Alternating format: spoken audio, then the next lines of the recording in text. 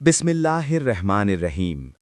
अल्लाह के नाम से शुरू करता हूँ, जो बड़ा मेहरबान और रहम करने वाला है। मेरे प्यारे इस्लामी भाइयों और बहनों, आज हम एक बहुत अहम बात पर चर्चा करेंगे कि रमज़ान के महीने में गुनाह करना कैसा है। रमज़ान का महीना बहुत बरकत और रहमत वाला महीना है। ये महीना अल्लाह की तरफ से हमारे लिए एक बहुत बड़ा तोहफ़ा है। इस महीने में अल्लाह अपने बंदों को ज़्यादा से ज़्यादा माफ़ करना चाहता है। हदीस में आता है कि जब रमज़ान शुरू होता है तो जन्नत के दरवाज़े खोल दिए जाते हैं, जहन्नम के दरवाज़े बंद कर दिए जाते हैं और शैतानों को जंजीरों में कैद कर दिया जाता है। ये हदीस सही अल बुखारी और सही अल मुस्लिम में बयान हुई है। ये बात हमें बताती है कि रमज़ान का महीना नेकियों का महीना है। इस महीने में अल्लाह की रहमत बहुत ज़्यादा होती है। लेकिन अफ़सोस की बात यह है कि कुछ लोग इस मुबारक महीने में भी गुनाह करते रहते हैं। कुछ लोग झूठ बोलते हैं, कुछ लोग गाली देते हैं, कुछ लोग झगड़ा करते हैं, कुछ लोग बुरी नज़र से देखते हैं और कुछ लोग नमाज तक छोड़ देते हैं। ऐसा करना रोज़े की रूह के खिलाफ है। रोज़ा सिर्फ भूखे और प्यासे रहने का नाम नहीं है। रोज़ा हमें गुनाहों से बचाना सिखाता है।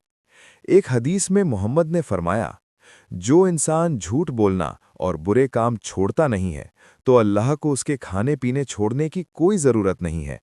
ये हदीस सही अल बुखारी में मौजूद है।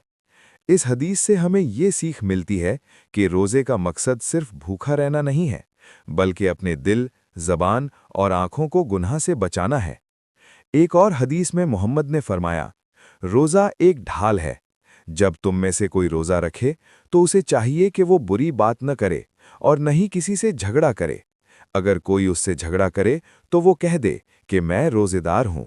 ये हदीस भी सही अल बुखारी में बयान हुई है। मेरे प्यारे भाइयों, सोचो, अगर इंसान रोज़ा रख कर भी गुनाह करता है तो वो रमज़ान की असली बरकत से महरूम हो जाता है। रमज़ान का असली मकसद तक़वा यानी अल्लाह से डर पैदा करना है। कुरान में अल्लाह ताला फरमाते हैं कि रोज़े इसलिए फ़र्ज़ किए गए हैं ताकि तुम परहेज़गार बन जाओ। एक और हदीस में मोहम्मद ने फरमाया, बहुत से रोज़ेदार ऐसे होते हैं जिन्हें अपने रोज़े से सिर्फ भूख और प्यास ही मिलती है। इसका मतलब ये है कि अगर इंसान गुनाह से नहीं बचता तो रोज़े का पूरा सवाब नहीं मिलता। एक और हदीस में आया है कि वो इंसान बहुत बदनसीब है जिसने रमज़ान का महीना पाया लेकिन उसकी मग़फ़िरत नहीं हुई। ये हदीस जामिअत तिर्मिज़ी में बयान हुई है। इसलिए हमें चाहिए कि रमज़ान के महीने में हर गुनाह से बचें, अपनी नमाज की पाबंदी करें, कुरान पढ़ें, तौबा और इस्तिग़फ़ार करें और गरीबों की मदद करें।